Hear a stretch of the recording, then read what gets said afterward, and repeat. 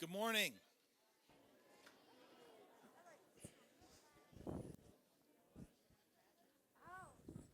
Camille, how are you? All right. Tomorrow, we're going to spend some time talking about decision making in the will of God. And as a prelude to that, I thought it would be good for you to hear Coach Neal's story. I'm going to sit here and interview him, ask him some questions. He's going to do the talking today. But there's a lot to be gleaned from this, okay? And tomorrow we're going to tackle the subject of how do we make decisions? How do we know that the decision I'm making is God's will? When I come to the fork in the road, how do I know which path to take? Or is that even the right question to ask? So let's start today with Coach Neal. Hey, everybody.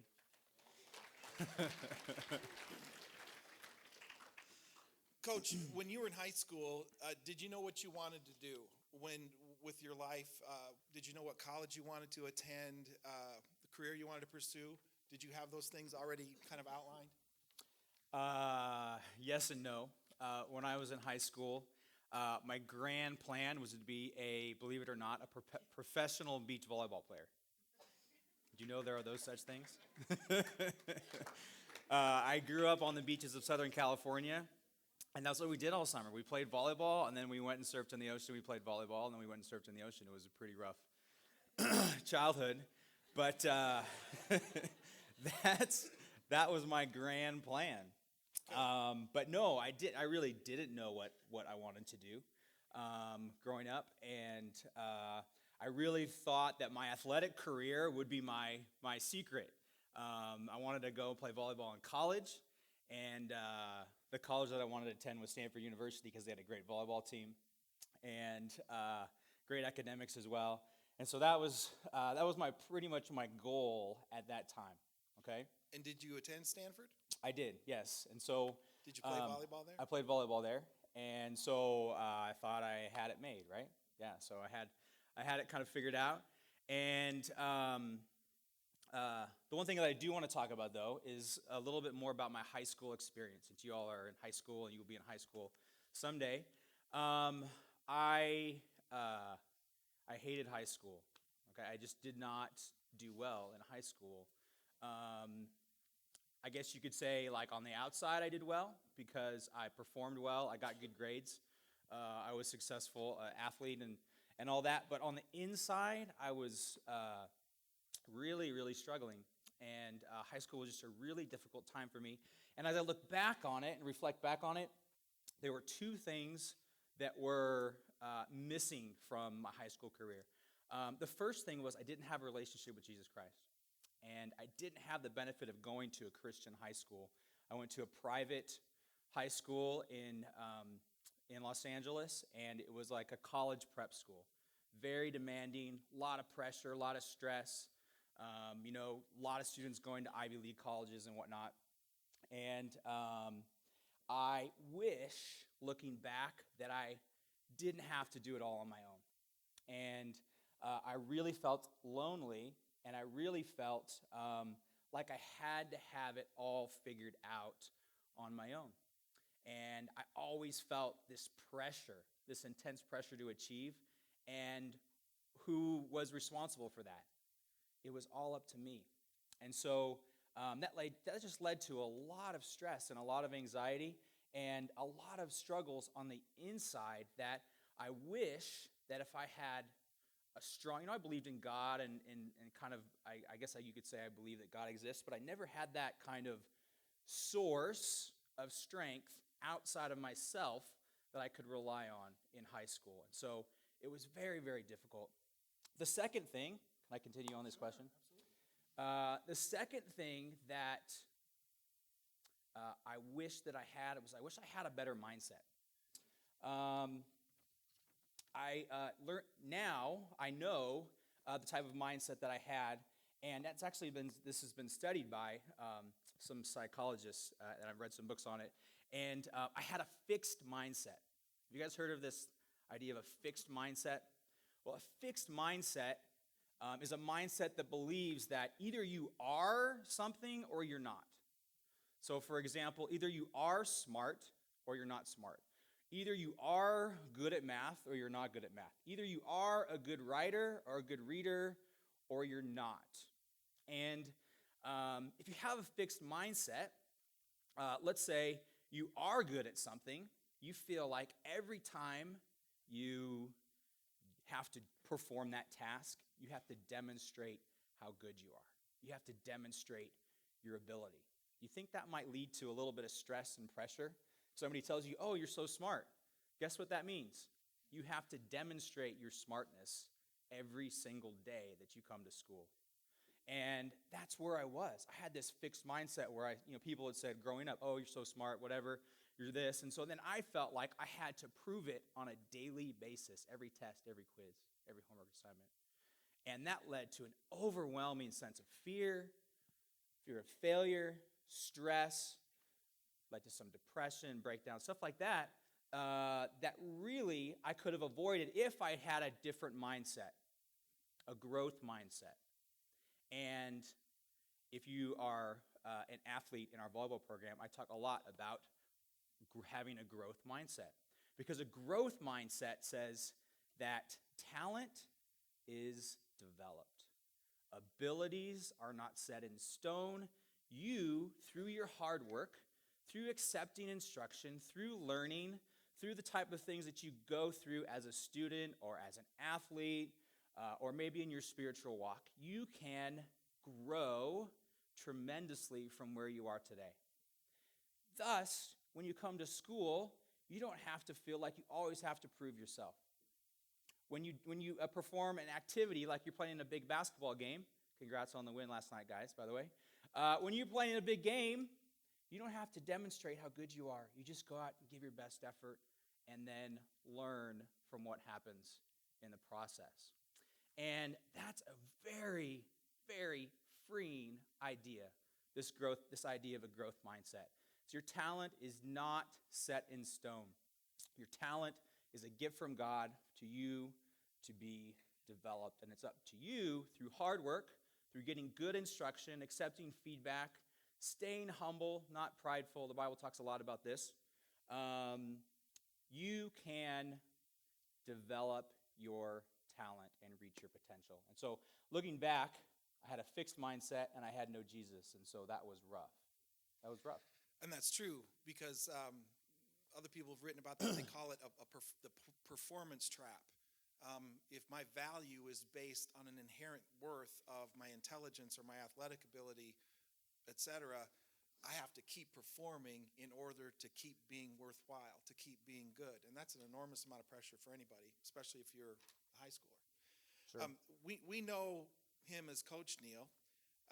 Many of us don't know that you're Dr. Neal. You graduated from Pepperdine University Law School. You were a practicing attorney in Los Angeles. That's quite a ways away from Lubbock, Texas, and teaching at Trinity Christian. So can you tell us a little bit about those decisions, how that transition came about, and how you went about making those decisions? So, was there any fear involved in that process, and how did that transition go? How did it come about? Well, I mean, the fact that I'm a teacher at Trinity Christian School in Lubbock, Texas is completely astounding to me. It's completely beyond my imagination when I was growing up and when I was living in Los Angeles. I like to tell people the short story is that I married a girl from Lubbock, a beautiful girl, Brooke. Guys, that'll do it. I'm telling you. So that's why I ended up in Lubbock. But really the truth is that I thought I knew the secret to the good life. And I pretty much subscribed to the world's idea of what the good life is. And I even became a Christian in college, believe it or not, at Stanford University, which is a pretty liberal place. But I would say that initially, as I was a growing Christian, my faith was very superficial. And I, like a lot of American Christians these days, kind of just like said, okay, I believe in you, Jesus. Come on in on my back, and then I'm going to tag you along to my dreams. And I'm going to kind of keep doing what I want to do. And so graduating out of college, I had an English degree, and I loved books. I loved reading, and I thought, well, maybe I'd pursue a master's degree in that. But I can't be a teacher because teachers don't make any money. That's not going to be a good path for me. I'm not going to be happy doing that. And so I had this worldly vision of what success was, right? What the good life was. So I thought, well, I don't know what I'm going to do, so I'm going to go to law school. Lawyers, they make a lot of money. Like my dad was a lawyer, and so it was kind of like this idea that, well, at least I will be happy because I'll have a lot of stuff and I'll have a quote-unquote successful life. And so I went to law school and then got a job practicing law in Los Angeles. And it was one of those deals where when I got there, I kind of had this aha moment. I was like, how did I get here? Wow, this all happened so fast. And every day I'd go to work and I hated it. And I'd be driving to the office and I'd be like, why am I doing this? I was miserable. And I looked around, and no offense to like lawyers, but a lot of other people there were not too happy either in the law office that I was practicing. And so I kind of had this epiphany, and and I kind of said, okay, Lord, is this all that there is to life? Is this really it? Is this what life is all about? Is it just really making a lot of money? And I was making really good money. I had all the stuff. I had the nice car. Brooke and I had gotten married right before I started practicing law. We had a nice apartment. We had all, we could eat at fancy restaurants. We had the life, right, so to speak, the good life that everybody kind of, I guess, in the American dream dreams of, but we were really unhappy. And so I quit my job, which was very difficult, and didn't know what I was going to do. Does that lead us to the next question? Or are we still on that question? I believe so. Well, along with that, how did your family feel about the change of the direction? They didn't understand. They didn't understand my faith in Jesus, and they didn't understand why I had just spent all this time, 3 years in graduate school, a lot of hard work, and then I wanted to basically leave that all behind. And I didn't know where I was going to go, and I didn't have a job. And so what I ended up doing was I got a job coaching at my high school, my alma mater in Los Angeles, and it was just something to do kind of until I could figure out what I was going to really do. And I loved it. And got another coaching job at another high school, and I was coaching this boys team. Yes, there is boys high school volleyball in California. Great sport for guys. I was coaching this boys team, and they were terrible. Like, they had won, 2 games the season prior. And I came in there, and we just had a blast. Like, we won, 5 games, okay? But we got better, and we improved, and we won a tournament and stuff. And so, looking back, those were the type of things where I was just thinking, wow, you mean I could actually get paid for doing this? I'd do this for free. And then the school asked me to teach, and then I got in the classroom, and I said, wow, this is really fun. You mean you're going to pay me for doing this? I get to hang out with young people every day, and I get to teach them, and I get to learn on my own, and I get to give to other people and see them grow. You mean they're going to pay me for this? They're not going to pay me much, but they're going to pay me for this?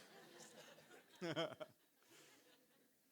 it was the greatest thing, and it was just so much fun. Never would have thought. So, yeah. Well, and I'm curious, too, about this. How did your wife, Brooke,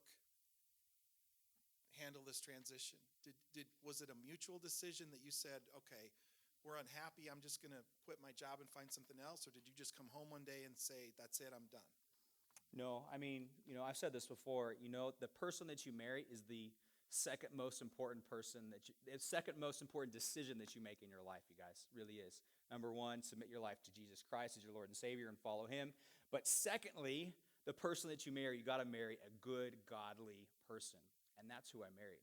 And so Brooke was just right there along with me. She's about to go into labor right now with our 4th child, if you didn't know that. And thank her for us that she waited. She waited. The baby, our new baby girl, waited. But she could be in labor anytime. But yeah, she was incredibly supportive through it all. She was working at the time, and so she kind of helped support us for a little while I was kind of getting my act together. And I was just, she was there with me through thick and thin. That's great. So, how did you, because tomorrow we're going to talk about decision making and God's will. In what ways did you seek God in this process? Because these are big decisions, these are life changing, career altering, directional decisions. How did you seek God in that process, and what did you learn from that? Well, initially, quite frankly, I didn't. To be honest, I kind of turned away from God because I felt like a failure, and so that was difficult. And so I really felt like, well, I'd done all the stuff I was supposed to do, and then I was at the end of this road, and it was empty. And I'd like to say, I just was this real spiritual guy, and I just, prayed to God, and He gave me the strength. But initially, I really didn't, and I just struggled, and I kind of turned away from God.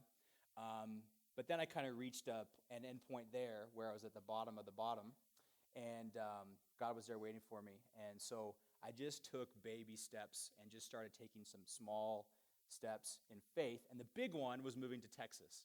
And the reason why we did that was my decision. When I married a Texas girl, my whole family thought, oh, great, she's going to marry him and she's going to drag him back to Texas, right?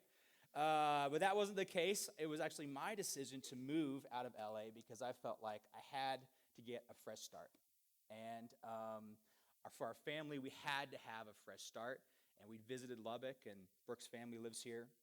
And we just love Texas people, and it was just a great place to come. It was a place kind of that was refreshing.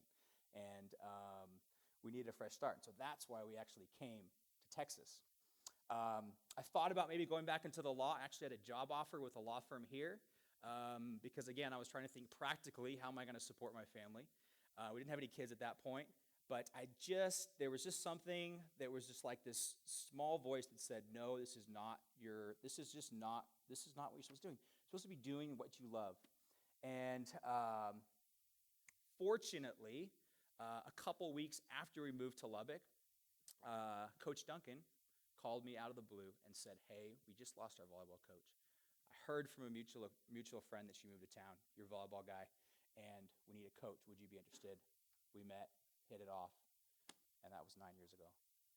Amazing. Now, hundreds of times in the Bible, I think it's over 300 times, God tells us in some form or fashion that we are to fear not, that we're not to be afraid. But when we make big decisions, especially the big ones, we tend to be very afraid about making a mistake. I mean, this is a measure twice, cut once kind of deal. You don't just pick up and go to Lubbock and just to say, well, we'll just see. So how did you handle the fear part of that, if there was any? And what advice would you have for us about how do you have confidence in God when you're making big decisions like that? Well, looking back, I just I don't know.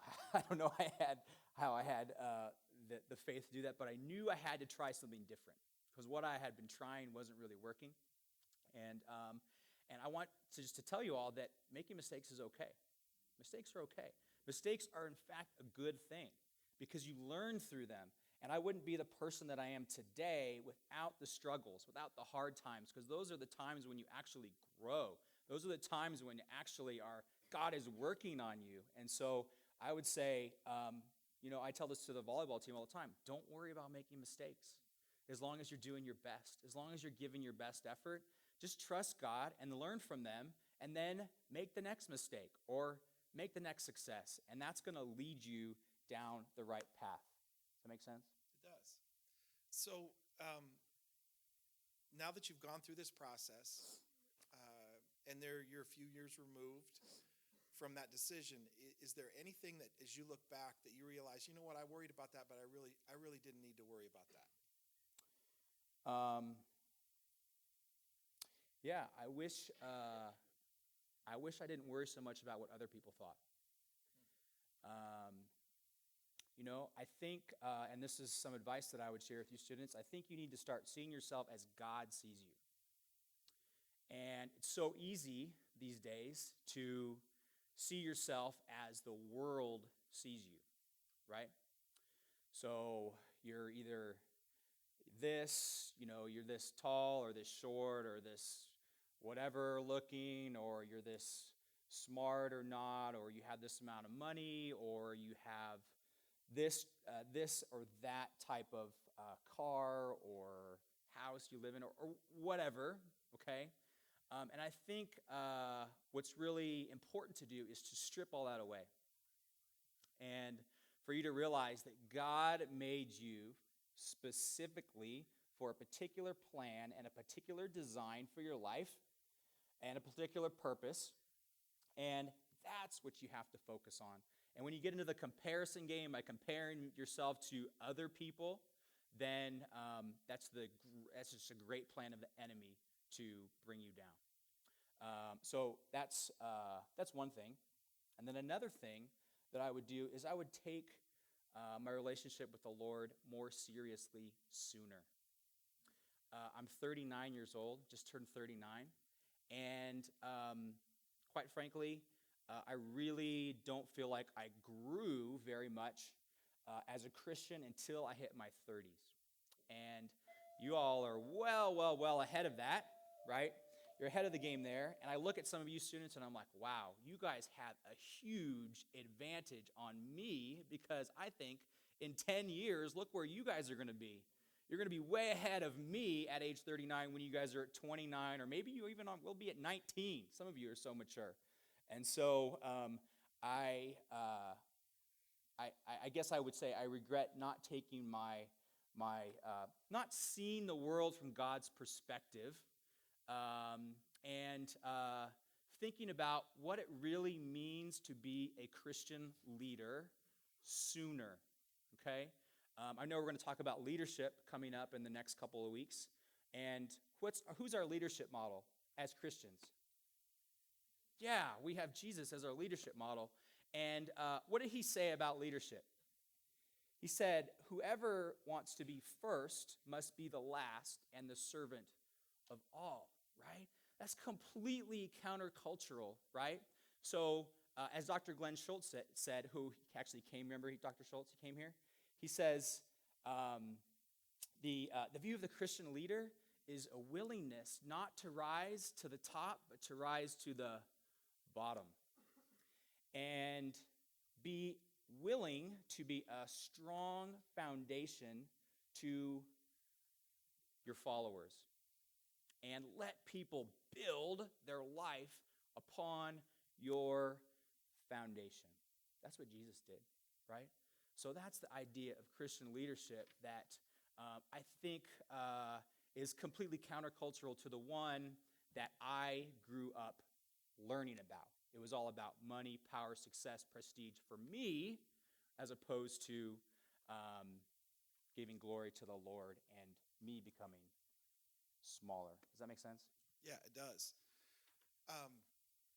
Anything else that you would, sometimes I'll be in class and I'll tell my students that there's so much in here, not because I'm smarter, because I'm not, but I'm just older, more life experience, that I wish I could just take a chip, plug it in my head, download it, and then plug it in your head so that we could communicate the things that our hearts are just desperate for them to know.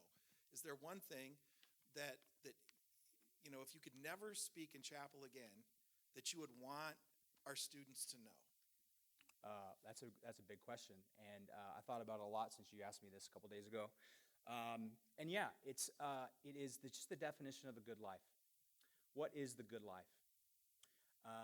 And what I've found from my experience is it's not what our culture is preaching. It's what God preached. It's a life of living according to God's design for you. It's a life of human flourishing. It's a life of meaning and of purpose. And I would just say, if you can figure that out, if you can figure out what your calling is, some of you might figure it out now. Some of you might figure it out in 10 years. Some of you might figure it out sooner than others. But if you can figure that out and then ask God to provide for you in that calling,